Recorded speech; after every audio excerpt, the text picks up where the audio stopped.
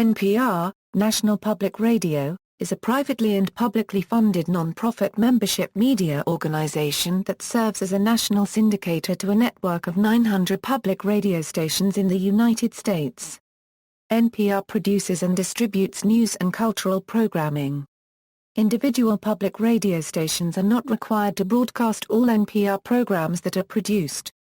Most public radio stations broadcast a mixture of NPR programs, content from rival providers American Public Media, Public Radio International and Public Radio Exchange, and locally produced programs. NPR's flagships are two drive-time news broadcasts, Morning Edition and the afternoon All Things Considered. Both are carried by most NPR member stations, and are two of the most popular radio programs in the country. NPR manages the public radio satellite system, which distributes NPR programs and other programming from independent producers and networks such as American Public Media and Public Radio International. Its content is also available on demand via the web, mobile, and podcasts. History: 1970s, National Public Radio replaced the National Educational Radio Network on February 26, 1970, following congressional passage of the Public Broadcasting Act of 1967. This act was signed into law by President Lyndon B. Johnson, and established the Corporation for Public Broadcasting, which also created the Public Broadcasting Service in addition to NPR. A CPB organizing committee under John Witherspoon first created a board of directors chaired by Bernard Mays. The board then hired Donald Quayle to be the first president of NPR with 30 employees and 90 charter member stations, and studios in Washington, D.C. NPR aired its first broadcast in April 1971, covering United States Senate hearings on the Vietnam War. A month later, the afternoon drive-time newscast All Things Considered began, on May 3, 1971, first hosted by Robert Conley. NPR was primarily a production and distribution organization until 1977, when it merged with the Association of Public Radio Stations. As a membership organization, NPR was then charged with providing stations with training, program promotion, and management, and with representing the interests of public radio before Congress and providing content delivery mechanisms, such as satellite transmission. 1980s, NPR suffered an almost fatal setback in 1983 when efforts to expand services created a deficit of nearly $7 million. After a congressional investigation and the resignation of NPR's president, Frank Mankiewicz, the Corporation for Public Broadcasting agreed to lend the network money in order to stave off bankruptcy. In exchange, NPR agreed to a new arrangement whereby the annual CPB stipend that it had previously received directly would be divided among local stations instead. In turn, those stations would support NPR productions on a subscription basis. NPR also agreed to turn its satellite service into a cooperative venture, making it possible for non-NPR shows to get national distribution. It took NPR approximately 3 years to pay off the debt. 1990s, Delano Lewis, the president of C&P Telephone, left that position to become NPR's CEO and president in January 1994. Lewis resigned in August 1998. In November 1998, NPR's board of directors hired Kevin Close, the director of the International Broadcasting Bureau, as its president and chief executive officer. 2000s, in November 2002, NPR spent nearly $13 million to acquire and equip a West Coast 25,000-square-foot production facility, dubbed NPR West, which opened in Culver City, California. It had room for up to 90 employees, and was established to expand its production capabilities, improve its coverage of the western United States, and create a backup production facility capable of keeping NPR on the air in the event of a catastrophe in Washington. On November 6, 2003, NPR was given $235 million from the estate of the late Joan B. Kroc, the widow of Ray Kroc, founder of McDonald's Corporation. This was the largest monetary gift ever to a cultural institution. In 2004, NPR's budget increased by over 50% to $153 million due to the Kroc gift. $34 million of the money was deposited in its endowment. The endowment fund before the gift totaled $35 million. NPR will use the interest from the bequest to expand its news staff and reduce some member stations' fees. The 2005 budget was about $120 million. Ken Stern became chief executive in September 2006, reportedly as the hand-picked successor of CEO Kevin Close, who gave up the job but remained as NPR's president. Stern had worked with Close at Radio Free Europe. On December 10, 2008, NPR announced that it would reduce its workforce by 7% and cancel the news programs Day to Day and News and Notes. The organization indicated this was in response to a rapid drop in corporate underwriting in the wake of the economic crisis of 2008. In the fall of 2008, NPR programming reached a record 27.5 million people weekly, according to Arbitron ratings figures. NPR stations reached 32.7 million listeners overall.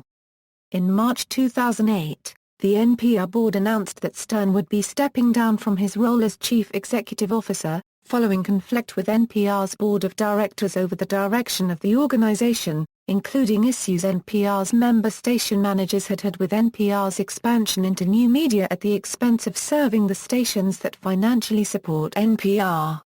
As of 2009, corporate sponsorship made up 26% of the NPR budget. 2010s, in July 2010, the former National Public Radio renamed itself NPR. Affiliated stations and staff were instructed to use the initials NPR. In October 2010, NPR accepted a $1.8 million grant from the Open Society Institute. The grant is meant to begin a project called Impact of Government that is intended to add at least 100 journalists at NPR member radio stations in all 50 states over the next 3 years. The OSI has made previous donations, but does not take on air credit for its gifts. In April 2013, NPR moved from its home of 19 years to new offices and production facilities at 1111 North Capitol Street, NE, in a building adapted from the former C&P telephone warehouse and repair facility. The first show scheduled to be broadcast from the new studios was Weekend Edition Saturday. Morning Edition was the last show to move to the new location. In June 2013, NPR cancelled weekday call-and show Talk of the Nation. In September 2013, certain of NPR's 844 and part-time employees were offered a voluntary buyout plan, with the goal of reducing staff by 10% and returning NPR to a balanced budget by the 2015 fiscal year. Governance. NPR is a membership organization. Member stations are required to be non-commercial or non-commercial educational radio stations, have at least 5 full-time professional employees, operate for at least 18 hours per day, and not be designed solely to further a religious broadcasting philosophy or be used for classroom distance learning programming. Each member station receives 1 vote at the annual NPR board meetings exercised by its designated authorized station representative. To oversee the day-to-day operations and prepare its budget, members elect a board of directors. This board is composed of 10 A reps, 5 members of the general public, and the chair of the NPR Foundation. Terms are for 3 years and rotate such that some stand for election every year. The original purposes of NPR, as ratified by the board of directors, are the following: provide an identifiable daily product which is consistent and reflects the highest standards of broadcast journalism. Provide extended coverage of public events, issues and ideas, and to acquire and produce special public affairs programs. Acquire and produce cultural programs which can be scheduled individually by stations. Provide access to the intellectual and cultural resources of cities, universities and rural districts through a system of cooperative program development with member public radio stations. Develop and distribute programs for specific groups which may meet needs of individual regions or groups, but may not have general national relevance. Establish liaison with foreign broadcasters for a program exchange service. Produce materials specifically intended to develop the art and technical potential of radio. As of November 2013, the board of directors of NPR included the following members: NPR member station managers, Betsy Gardella. President and CEO, New Hampshire Public Radio, Kit Jensen.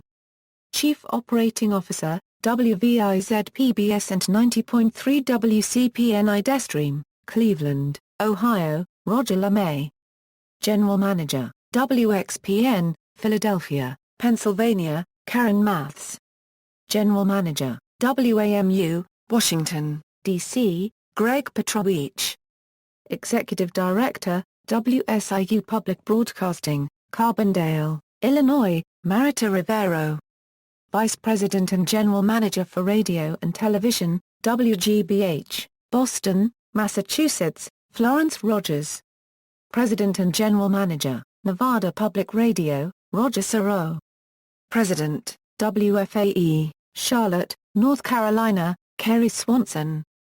Station Manager, Northwest Public Radio, Pullman, Washington, Connie Walker. General Manager, WUNC, Chapel Hill, North Carolina, President of NPR, Paul G. Halaga, Jr., Acting President and CEO, Chair of the NPR Foundation, Howard Wollner, Senior Vice President, Retired, Starbucks Coffee Company, Public Members of the Board, Fabiola Arredondo, Managing Partner, Siempre Holdings, Chris Boskin, Media Company Consultant, Patricia Diaz-Dennis. Senior Vice President and Assistant General Counsel, Retired, AT&T John S. Wattawich, Managing Partner of Concentric Capital, Funding. In 2010, NPR revenues totaled $180 million, with the bulk of revenues coming from programming fees, grants from foundations or business entities, contributions and sponsorships. According to the 2009 financial statement, about 50% of NPR revenues come from the fees it charges member stations for programming and distribution charges. Typically, NPR member stations receive funds through on-air pledge drives, corporate underwriting, state and local governments, educational institutions, and the federally funded Corporation for Public Broadcasting.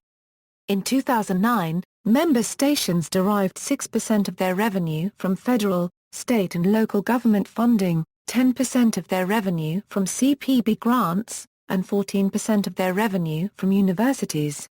While NPR does not receive any direct federal funding, it does receive a small number of competitive grants from CPB and federal agencies like the Department of Education and the Department of Commerce. This funding amounts to approximately 2% of NPR unregistered trademark S overall revenues. During the 1970s and early 1980s, the majority of NPR funding came from the federal government. Steps were taken during the 1980s to completely wean NPR from government support, but the 1983 funding crisis forced the network to make immediate changes. Now more money to fund the NPR network is raised from listeners, charitable foundations and corporations instead. According to CPB, in 2009 11.3% of the aggregate revenues of all public radio broadcasting stations were funded from federal sources, principally through CPB. In 2012 10.9% of the revenues for public radio came from federal sources, underwriting spots versus commercials. In contrast with commercial broadcasting, NPR does not carry traditional radio commercials, but has advertising in the form of brief statements from major sponsors which may include corporate slogans, descriptions of products and services, contact information such as website addresses and telephone numbers.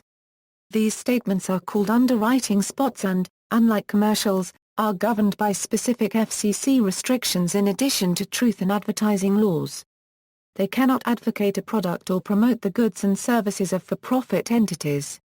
When questioned on the subject of how corporate underwriting revenues and foundation grants were holding up during the recession, during a speech broadcast on C-SPAN before the National Press Club on March 2, 2009, then-President and CEO Vivian Schiller stated, "Underwriting is down, it's down for everybody. This is the area that is most down for us, in sponsorship, underwriting, advertising, call it whatever you want, just like it is for all of media." Hosts of the NPR program Planet Money stated the audience is indeed a product being sold to advertisers in the same way as commercial stations, saying, "They are not advertisers exactly but, they have a lot of the same characteristics. Let's just say that. Listenership. According to a 2009 Washington Post article, about 20.9 million listeners tune into NPR each week. The average listener is 49 years old and earns an annual household income of $93,000. As of 2006, NPR's listenership is 80% white and 20% non-white. While Arbitron tracks public radio listenership, they do not include public radio in their published rankings of radio stations. NPR stations generally do not subscribe to the Arbitron ratings service and are not included in published ratings and rankings such as radio and records. However, NPR station listenership is measured by Arbitron in both diary and ppm markets. NPR stations are frequently not included in summary-level diary data used by most advertising agencies for media planning. Data on NPR listening can be accessed using respondent-level diary data. Additionally, all radio stations are treated equally within the ppm data sets, making NPR station listenership data much more widely available to the media planning community. According to Arbitron's National Broadcast Audience Estimate report for September 29, 2011, NPR's signature morning news program, Morning Edition, is the network's most popular program, drawing 12.9 million listeners a week, with its afternoon news magazine, All Things Considered, a close second, with 12.2 million listeners a week. Arbitron data is also provided by Radio Research Consortium, a non-profit corporation which subscribes to the Arbitron service and distributes the data to NPR and other non-commercial stations and on its website. In a Harris telephone survey conducted in 2005, NPR was the most trusted news source in the U.S. digital media. NPR's history in digital media includes the work of an independent, for-profit company called Public Interactive, which was founded in 1999 and acquired by PRI in June 2004, when it became a non-profit company. By July 2008, Public Interactive had 170 subscribers who collectively operate 325 public radio and television stations, and clients such as Car Talk, The World, and The Tavis Smiley Show. By the end of that month, NPR acquired Public Interactive from PRI in March 2011. NPR revealed a restructuring proposal in which Boston-based Public Interactive would become NPR Digital Services, separate from the Washington, D.C.-based NPR Digital Media, which focuses on NPR-branded services. NPR Digital Services will continue offering its services to public TV stations. The technical backbone of its digital news publishing system is called Publisher, which was built on Drupal, the open-source content management system.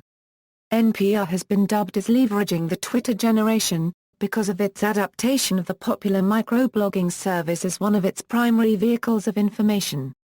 Of NPR unregistered trademark S Twitter followers, the majority still do listen to NPR on the radio. According to Mashable.com, in a survey of more than 10,000 respondents, NPR found that its Twitter followers are younger, more connected to the social web, and more likely to access content through digital platforms such as NPR unregistered trademark S website, podcasts, mobile apps and more. NPR has more than one Twitter account.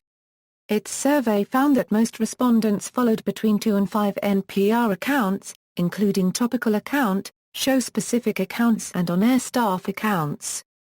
In addition, NPR's Facebook page has been at the forefront of the company foray into social media. Started by college student and fan Jeff Campbell in 2008, the page was quickly taken over by the organization, and over the last 2 years has grown to nearly 4 million fans and is a popular example of the company's new focus on a younger audience. Programming: programs produced by NPR, news and public affairs programs. NPR produces a morning and an afternoon news program, both of which also have weekend editions with different hosts. It also produces hourly news briefs around the clock. NPR formerly distributed the World Radio Network, a daily compilation of news reports from international radio news, but no longer does so. All Things Considered, hosted by Robert Siegel, Audie Cornish and Melissa Block. Weekend All Things Considered, hosted by Arun Rath. Morning Edition, hosted by Steve Inskeep and Rena. Copyright E. Montan, Weekend Edition Saturday, hosted by Scott Simon, Weekend Edition Sunday, hosted by Rachel Martin. TED Radio Hour, hosted by Guy Raz, Tell Me More, Public Affairs Interviews, Cultural Programming, All Songs Considered, hosted by Bob Boylan. In 2000, NPR co-produced and distributed 2000X, a Hollywood Theater of the Year production of science fiction radio plays, presented as part of NPR Playhouse, Earplay, a radio drama anthology, Jazz Profiles, hosted by Nancy Wilson, NPR Jazz, Snap Judgment, True Storytelling with a Hip-Hop Beat, hosted by Glynn Washington, The Thistle and Shamrock, Celtic Music hosted by Fiona Ritchie, Wait Wait. Don't Tell Me.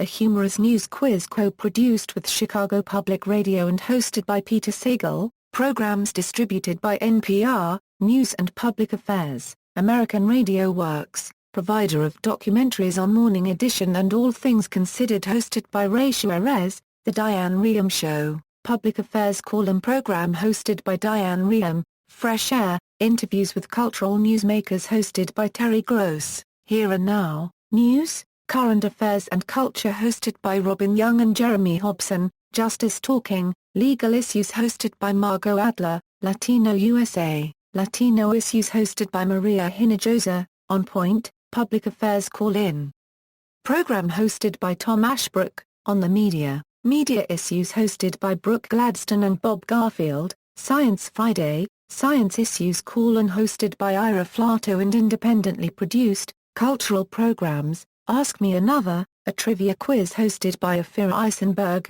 The Business, film industry news hosted by Claude Brodesser, Car Talk, humorous automotive advice hosted by Tom Magliozzi and Ray Magliozzi, Engines of Our Ingenuity, hosted by John Linhard, From the Top, a program showcasing young classical musicians between the ages of 8 to 18, Jazz Set, hosted by Dee Dee Bridgewater, Only a Game, Sports Issues hosted by Bill Littlefield, Piano Jazz, hosted by Marion McPartland, Says You. Word Game Show, State of the Union, hosted by Al Letson, World Cafe, a 2-hour music program featuring both recorded music and interviews and live and studio performances, hosted by David Dye. Public radio programs not affiliated with NPR, individual NPR stations can broadcast programming from sources that have no formal affiliation with NPR. If these programs are distributed by another distributor, a public radio station must also affiliate with that network to take that network's programming. Away with Words, a show about language. Produced by Wayward LLC. Ask Drive Science, Non Sequitur Science Humor, BBC World Service, World News produced by the BBC in the United Kingdom, distributed by Public Radio International, Earth and Sky, A Clear Voice for Science, Nature and People in a Complex World, hosted by Deborah Bird and Joel Block, Echoes, a daily program of ambient, new age, and electronic music hosted by John DeLiberto, Forum, call-in panel discussion program, wide-ranging national and local topics hosted by Michael Krasny. Hearts of Space, a weekly program of ambient, space, and contemplative music hosted by Stephen Hill, San Rafael, Caliph. Jazz from Lincoln Center, Wynton Marsalis, hosted by Ed Bradley, Murray Street Productions, The Miro Report, Education Issues hosted by John Miro, Learning Matters Incorporated. The People's Pharmacy, a call-in and interview program on personal health from WUNC in Chapel Hill, NC, Philosophy Talk, everyday topics examined through a philosophical lens, hosted by Stanford philosophy professors John Perry and Ken Taylor, produced by Ben Manila Productions. Planetary Radio, space exploration radio program hosted by Matt Kaplan, The Planetary Society, Pasadena, Caliph. Pulse of the Planet, a daily 2-minute sound portrait of planet Earth, hosted by Jim Mesa. The Radio Reader, readings of recently released books, selected shorts, dramatic readings hosted by Isaiah Sheffer, Symphony Space, and distributed by Public Radio International. The Takeaway, a daily news program hosted by John Hockenberry and distributed by Public Radio International. Stardate, short segments relating to science and astronomy from the University of Texas at Austin's McDonald Observatory hosted by Sandy Wood. Sunday Baroque, Baroque and Early Music hosted by Suzanne Boner, This American Life, Stories of Real Life hosted by Ira Glass, distributed by Public Radio International, Wiretap, comedy radio program hosted by Jonathan Goldstein of CBC Radio 1 and distributed by Public Radio International in the United States. Wits, a sketch comedy, music, and artist interview program, hosted by John Moe, many shows produced or distributed by Public Radio International such as This American Life, Living on Earth and What Do Ya Know? Are broadcast on public radio stations, but are not affiliated with NPR. PRI and NPR are separate production and distribution organizations with distinct missions, and each competes with the other for programming slots on public radio stations. Public Radio Exchange also offers a national distribution network where a significant number of public radio stations go to acquire programs from independent producers. PRX provides a catalog of thousands of radio pieces available on demand as broadcast quality audio files and available for streaming on the prx.org website. Most public radio stations are NPR member stations and affiliate stations of PRI, APM, and PRX at the same time. The organizations have different governance structures and missions and relationships with stations. Other popular shows, like A Prairie Home Companion and Marketplace, are produced by American Public Media, the national programming unit of Minnesota Public Radio. These programs were distributed by Public Radio International prior to APM's founding. Democracy Now! The flagship news program of the Pacifica Radio Network, provides a feed to NPR stations, and other Pacifica programs can occasionally be heard on these stations as well. Additionally, NPR member stations distribute a series of podcast-only programs, such as Planet Money, On Gambling with Mike Pesca, Groove Salad, and Youthcast, which are designed for younger audiences. Controversies. Over the course of NPR's history, controversies have arisen over several incidents and topics. Allegations of ideological bias. NPR has been accused of displaying both liberal bias, as alleged in work such as a UCLA and University of Missouri study of Morning Edition, and conservative bias, including criticism of alleged reliance on conservative think tanks. NPR has also been accused of bias related to specific topics, including support of the 2003 invasion of Iraq and coverage of Israel. The NPR Ombudsman has described how NPR's coverage of the Israel-Palestinian conflict has been simultaneously criticized as biased by both sides.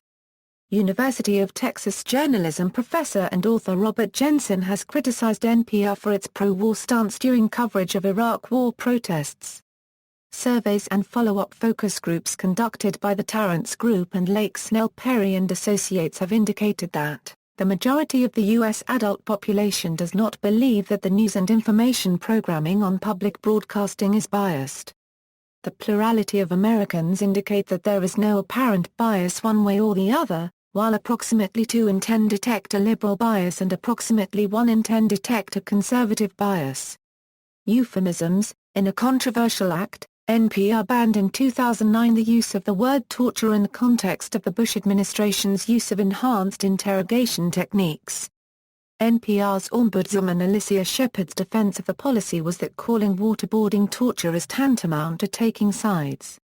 But Berkeley professor of linguistics, Jeffrey Numberg pointed out that virtually all media around the world, other than what he called the spineless U.S. media, call these techniques torture. In an article which criticized NPR and other U.S. media for their use of euphemisms for torture, Glenn Greenwald discussed what he called the enabling corruption of American journalism. This active media complicity in concealing that our government created a systematic torture regime, by refusing ever to say so, is one of the principal reasons it was allowed to happen for so long. The steadfast, ongoing refusal of our leading media institutions to refer to what the Bush administration did as torture even in the face of more than 100 detainee deaths. The use of that term by a leading Bush official to describe what was done at Guantanamo. and the fact that media outlets frequently use the word torture to describe the exact same methods when used by other countries, reveals much about how the modern journalist thinks. Live from Death Row Commentaries. In 1994, NPR arranged to air on All Things Considered, a series of 3-minute commentaries by Mumia Abu-Jamal, a journalist convicted in a controversial trial, of murdering a police officer. They cancelled airing them after the Fraternal Order of Police and members of the U.S. Congress objected. Juan Williams comments, on October 20, 2010, NPR terminated senior news analyst Juan Williams's independent contract over a series of incidents culminating in remarks he made on the Fox News channel regarding Muslims. Ronald Schiller comments, in March 2011 conservative political provocateur James O'Keefe sent partners Simon Templar and Sean Adeli to secretly record their discussion with Ronald Schiller, NPR's outgoing senior vice president for fundraising, and an associate, in which Schiller made remarks viewed as disparaging of the Tea Party and conservatives, and controversial comments regarding Palestine and funding for NPR. Schiller immediately resigned, and NPR disavowed Schiller's comments. CEO Vivian Schiller, who is not related to Ronald, later resigned over the fallout from the comments and the previous firing of Juan Williams. See also, American Public Media, Australian Broadcasting Corporation, BBC Radio, Canadian Broadcasting Corporation, List of NPR personnel, List of NPR stations, Pacifica Radio, Public Broadcasting Service, Public Radio International, Public Radio Satellite System, References. External links, National Public Radio homepage, NPR demographics, NPR on Facebook, NPR on Google+, @NPR on Twitter.